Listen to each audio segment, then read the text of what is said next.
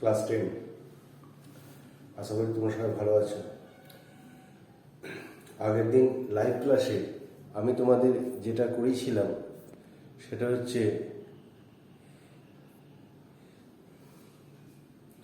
লম্ববৃত্তাকার শঙ্কু।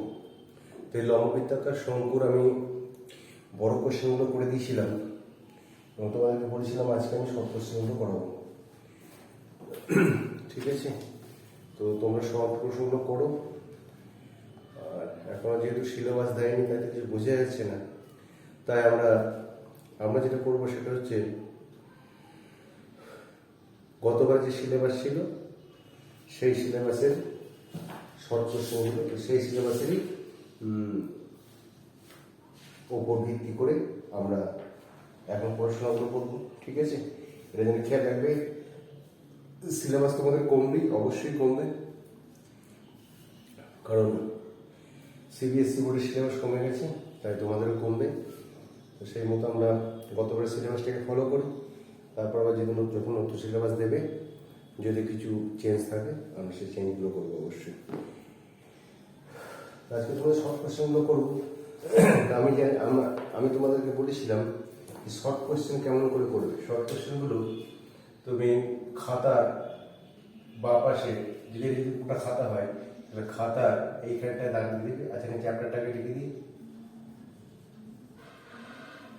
লম্ব বৃত্তাকার শঙ্কু।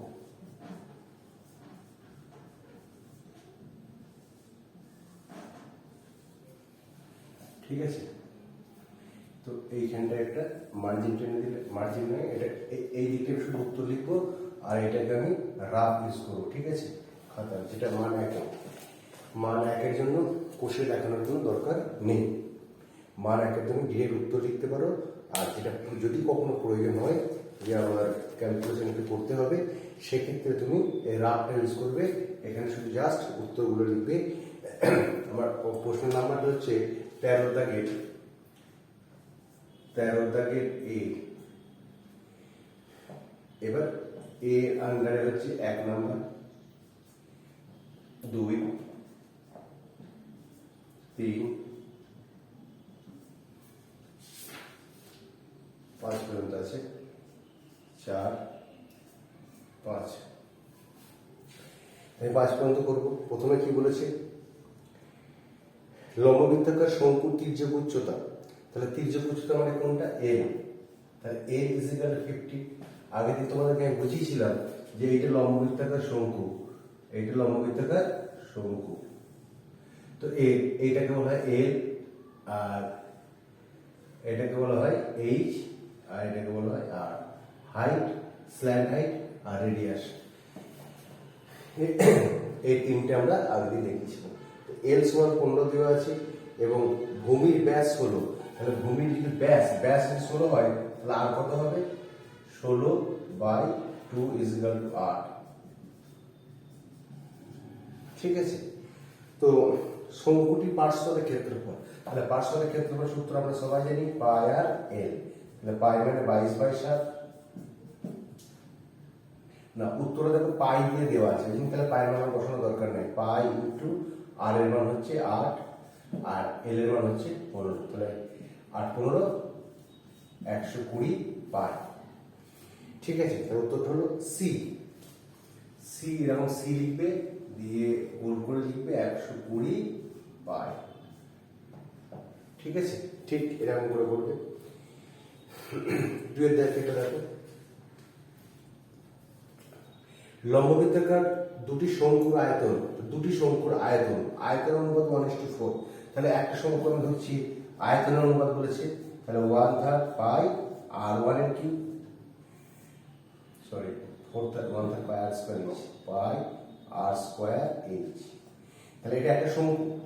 আর একটা শঙ্কু হচ্ছে 1/3, এইচ 1 করো, পাই আর 2 স্কয়ার এইচ 2। তাহলে দুটি শঙ্কুর অনুপাত বলেছে কত? 1:4। তাহলে দেখো ওখানে 1/3 পাই 1/3 পাই কেটে গেল। তাহলে কি থাকলো? r1/r2 h1/h, r1 square by r1 square, r2 square, h1 h2, এইগুলো থাকলো। তাহলে বলেছে তাদের ব্যাসার্ধের দৈর্ঘ্যের অনুপাত 4:5। তাহলে ব্যাসার্ধের দৈর্ঘ্যের অনুপাত 4:5 অনুপাত দেওয়া থাকলে তাকে সংখ্যায় বা পরিমাণে নির্ণয় করতে গেলে আমরা একটা ধ্রুবক রাশি ধরি। তাহলে এটাকে ধরি 4x, তাহলে এটা হবে 5x। তাহলে 4x তার square into h1 by 5x তার square into h2 is equal to 1/4। তাহলে দেখো এটা 16x square into h1 by 25x square into h2 is equal to 1/4। x কেটে গেল, তাহলে বা h1 by h2 is equal to 1/4। 16/25 টাকা দিয়ে গেলে হবে 25/16। তাহলে হলো 464, 25/64।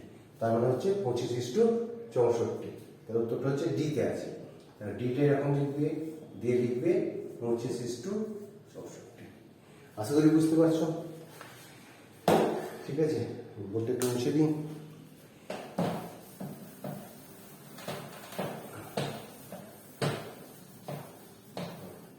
নেক্সট 3 নম্বর, লম্ববৃত্তাকার শঙ্কুর ব্যাসার্ধের দৈর্ঘ্য 1 রেখে উচ্চতাকে দ্বিগুণ করলে, ব্যাসার্ধের দৈর্ঘ্য 1 রেখে উচ্চতাকে দ্বিগুণ করলে আয়তন। দেখো ব্যাসার্ধ, উচ্চতা আর আয়তন তিনটে জিনিস আছে।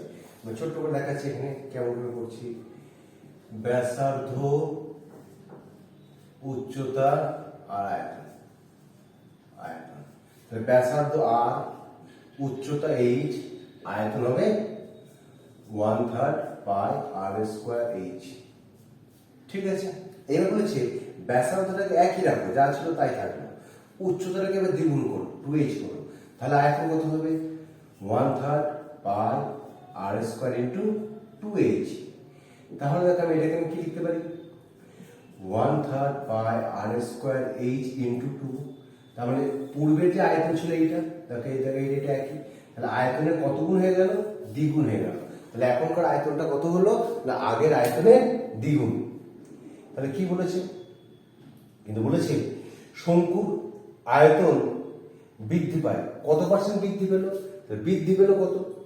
ছিল এইটা, হলো এইটা, কত বৃদ্ধি পেল? দ্বিগুণ হলো।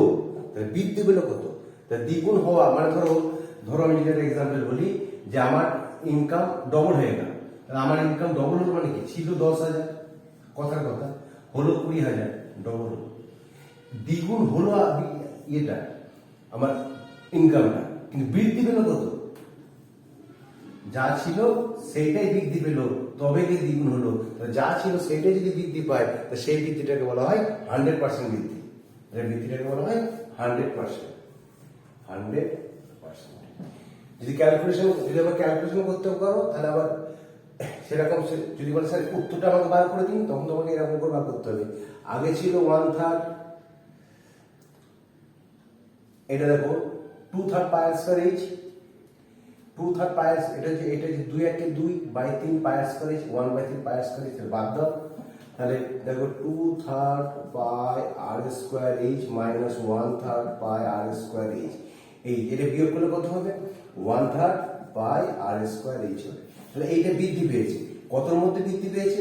না আগে যেটা ছিল সেইটা, 1/3 pi r square h by 1/3 pi r square h। ভগ্নাংশকে শতকরা করতে গেলে 100 দিয়ে গুণ, তাহলে এটা কেটে গেল, 100%। ঠিক আছে, কিন্তু শর্টে বোঝানোর নিয়ম হচ্ছে এইটা যে আমার যা ছিল ডবল হলো। কোনো জিনিস ডবল হওয়া মানে বৃদ্ধি পায় 100%, 3 গুণ হওয়া মানে বৃদ্ধি পায় 200%। 3 গুণ হয়েছে, 3 গুণ হয়েছে মানে কি? আমার ছিল তো 1 গুণ, তাহলে 1 গুণ তো বাদ দিতে হবে, ওটা তো বাড়েনি, ওটা তো আমার ছিল। 3 গুণ থেকে 1 গুণ থেকে 3 গুণ হলো, তা 3 থেকে 1 বাদ দিলে 2 গুণ বৃদ্ধি পেল। তা 2 গুণ বৃদ্ধি পাওয়া মানে 200% বৃদ্ধি পাওয়া, 1 গুণ বৃদ্ধি পাওয়া মানে 100% বৃদ্ধি পাওয়া। ঠিক আছে,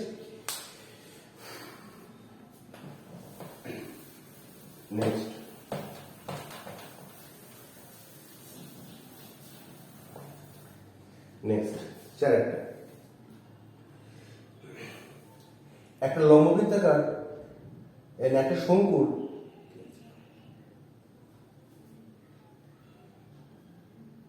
ব্যাসার্ধের দৈর্ঘ্য এবং উচ্চতা প্রত্যেকটিকে দ্বিগুণ করলো, তাহলে আয়তন পূর্ব আয়তনের কত গুণ হবে?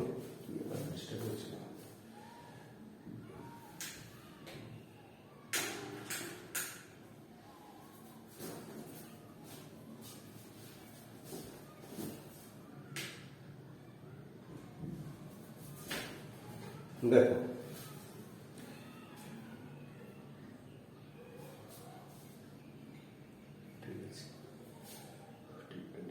তাহলে একটা শঙ্কুর ব্যাসার্ধের দৈর্ঘ্য এবং উচ্চতা প্রত্যেকটাকে দ্বিগুণ করলো, তাহলে এখানে ব্যাসার্ধ ধরো আর, উচ্চতা এইচ, আয়তন হচ্ছে 1/3 পাই আর স্কয়ার এইচ।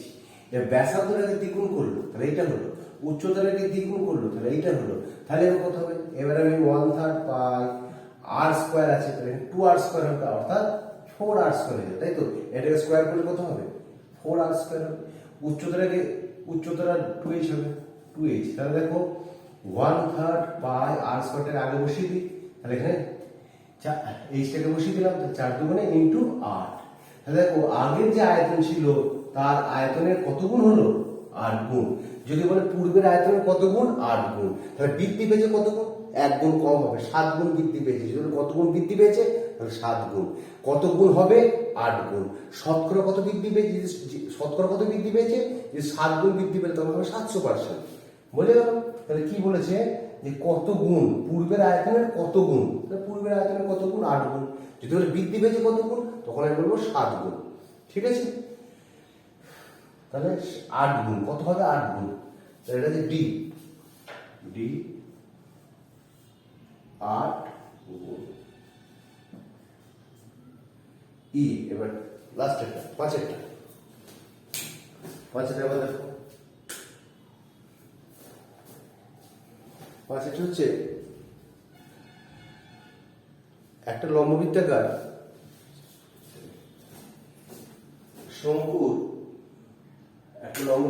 শঙ্কুর, ব্যাসার্ধের দৈর্ঘ্য হাফ করা হলো আর তির্যক উচ্চতাকে 12 করা হলো। তাহলে এবার দেখো এখানে দেখো ব্যাসার্ধের দৈর্ঘ্যটাকে, ব্যাসার্ধের দৈর্ঘ্য ছিল আর, তির্যক উচ্চতাটাকে আমরা কি বলি? এল। তাহলে সমকোণের ক্ষেত্রফলের সূত্র কি? পাই আর ইন্টু আর প্লাস এল। এবার ব্যাসার্ধটাকে অর্ধেক করেছে আর তির্যক উচ্চতাকে দ্বিগুণ করেছে, 2l করেছে। তার মানে কি হলো? পাই আর এর জায়গায় কি হবে? r/2। এখানে আর এর জায়গায় কি হবে? r/2। এলটা হবে 2l। এবার দেখো এরকম কিছু আমি পাচ্ছি না, তাহলে তাহলে কি করছি? পায়ারটাকে রাখছি, এইটা মানে কি 1/2, তো এই বাই 2 মানে কি 1/2, 1/2 কে গুণ করলে কি হবে? r/4। এটা কি হবে? প্লাস 2 দিয়ে কেটে গেল, তাহলে কি হবে? শুধু l। দেখেন আমি সেটা আছে, দেখো pi r into l plus 4r, pi r into l plus 4r, অর্থাৎ b এরটা b pi r into l plus 4r, 4/r, r/4, l plus r/4, r/4। ঠিক আছে? তাহলে এটা গেল আমাদের একের দাগের গুলো। ঠিক আছে? এবার আমরা করবো 2 এর দাগে। নেক্সট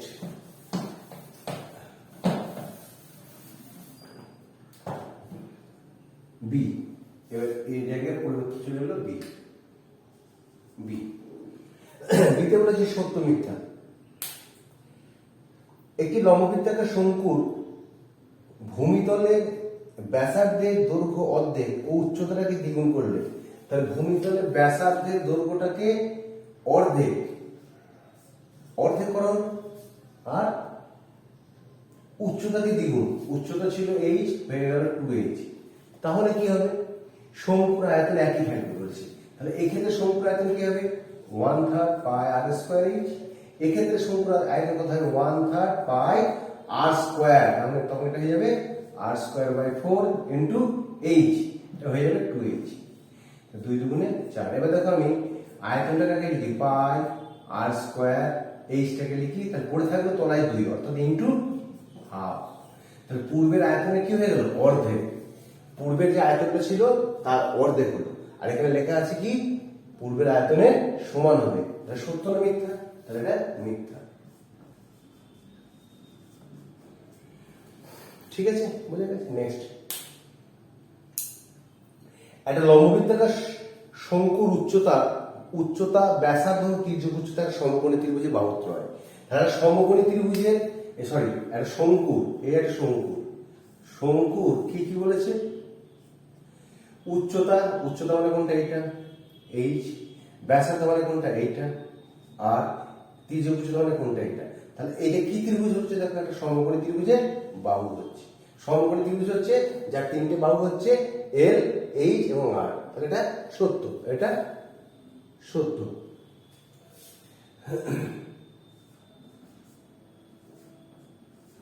ঠিক আছে, নেক্সট।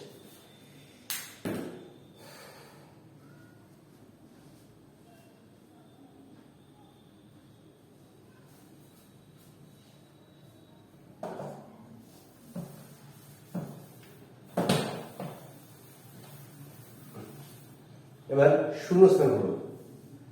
তাহলে দেখো এবিসি একটা সমকোণী ত্রিভুজের এসি অতিভুজ। তাহলে এই একটা সমকোণী ত্রিভুজ এ বি সি, সমকোণী ত্রিভুজ। তাহলে ব্যাসার্ধের দৈর্ঘ্য এসি অতিভুজ এবি বাহুকে অক্ষ করে মানে এইখানে তুমি যদি কম্পাসটাকে বসাও তাহলে কি হবে না, ত্রিভুজটার একবার পুনরাবর্তনের জন্য যে লম্ববৃত্তাকার শঙ্কু পাওয়া যাবে তার ব্যাসার্ধ কত হবে? তাহলে এইটাকে যদি অক্ষ করি, এরকম যদি অক্ষ করি, মানে এটা তো 3D আমি বোঝাতে পারবো না, তাহলে এরকম যদি অক্ষ করি মানে অক্ষ মানে কি? মানে কম্পাসের যে লোহাটা, কম্পাসের যে দিকটা পেন্সিল সেই দিকটা বাদ দাও, যে দিকটা লোহা সেইটাকে যদি এরকম করে বসায়, এইবার এটা ত্রিভুজ তো, তাহলে এইবার এরকম করে যদি এরকম ঘোরায় তাহলে ব্যাসার্ধ কোনটা হবে? তাহলে এটা ব্যাসার্ধ হবে, কারণ আমি এটা তখনই শঙ্কু পূর্ণ হবে যদি এটা এরকম হয়। আমি একটু দেখেছিলাম, তো সেক্ষেত্রে ব্যাসার্ধ কোনটা হয়? বিসি। আর এটা হয়ে যায় সমকোণী ত্রিভুজ, তাহলে ব্যাসার্ধ হয়ে যায় বিসি আমি বলেছিলাম। তাহলে যে কোনো সমকোণী ত্রিভুজ শঙ্কু তৈরি করলে কোনো একটা সমকোণী ত্রিভুজে এইটাকে যদি অক্ষ করে শঙ্কু তৈরি করা হয় তাহলে যে সমকোণী ত্রিভুজ উৎপন্ন হবে তার ভূমিটাই হয়ে যাবে এই শঙ্কুর ব্যাসার্ধ। ঠিক আছে, তাহলে ব্যাসার্ধ হবে বিসি, তাহলে এটা সি, এ বি, হ্যাঁ সি, লেখা সি এক, সি এর এক হচ্ছে বিসি।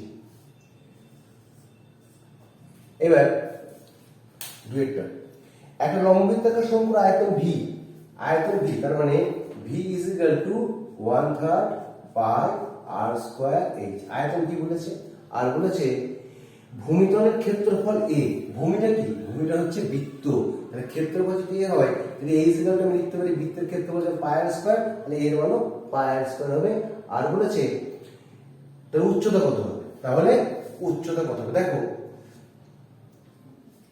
তাহলে এইখানে খেয়াল করো, আমি যদি এইখান থেকে এই যে এটাকে উপরে দিকে তাহলে আরো ভালো বুঝতে পারবে। এ সমান পাই আর স্কয়ার, তাহলে দেখো ভি ইজ ইকুয়াল টু 1/3, এই দেখো একটা পাই আর স্কয়ার, তাহলে এর জায়গায় আমি কি বলতে পারি? এইচ। তাহলে আমি এইচ বার করতে বলেছে, তাহলে এইচ ইজ ইকুয়াল টু কি হবে? তিনটে এদিকে হয়ে যাবে 3v by A, 3v by এ। ঠিক আছে, তো দুইটা হচ্ছে 3v বাই এ। আচ্ছা, এটা বুঝতে হবে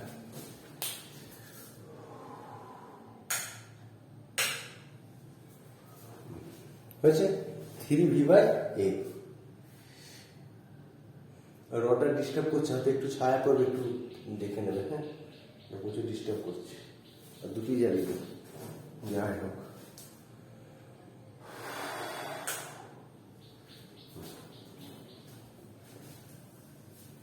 ঠিক আছে, নেক্সট হচ্ছে একটা লম্ববৃত্তাকার চোঙ ও লম্ববৃত্তাকার শঙ্কুর ভূমিতলের ব্যাসার্ধের দৈর্ঘ্য সমান এবং তাদের উচ্চতা সমান, তাদের আয়তনের অনুপাত। দেখো এটা কি? এটা হচ্ছে লম্ববৃত্তাকার চোঙ, আর এটা হচ্ছে একটা শঙ্কু। কি বলেছে? শঙ্কু দুজনারই উচ্চতাটা সমান এবং ব্যাসার্ধটা যদি সমান হয়, ব্যাসার্ধ সমান হয়, তাই উচ্চতাও সমান এবং ব্যাসার্ধ সমান, তাহলে আয়তন অনুপাত। তাহলে এর আয়তনের সূত্র কি? পাই আর স্কোয়ার এইচ। আর এর আয়তনের সূত্র কি? 1/3 পাই আর স্কোয়ার এইচ। দেখো উভয় পক্ষ পাই যদি পাই দিয়ে ভাগ করি, উভয় পক্ষকে পাই আর স্কোয়ার এইচ দিয়ে ভাগ করলাম, তাহলে একে পাই আর স্কোয়ার দিয়ে ভাগ করলে কোথায় 1:2, এখানে পাই আর স্কোয়ার এইচ দিয়ে ভাগ করলে 1/3, তাহলে পুরো করে ইয়ে হলে 3:1। ঠিক আছে, এটা কি নিতে হবে? 3:1 হয়েছে। এরপর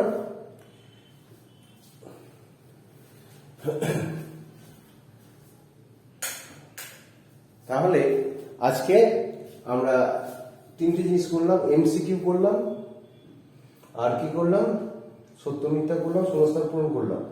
নেক্সট দিন তাহলে আমি এসে, অর্থাৎ মান 2 এর অঙ্কগুলো আমি নেক্সট দিন করে দেবো। ঠিক আছে, তোমরা এভাবে প্র্যাকটিস করো, আর কোনো প্রবলেম হলে নিশ্চয়ই বলবে।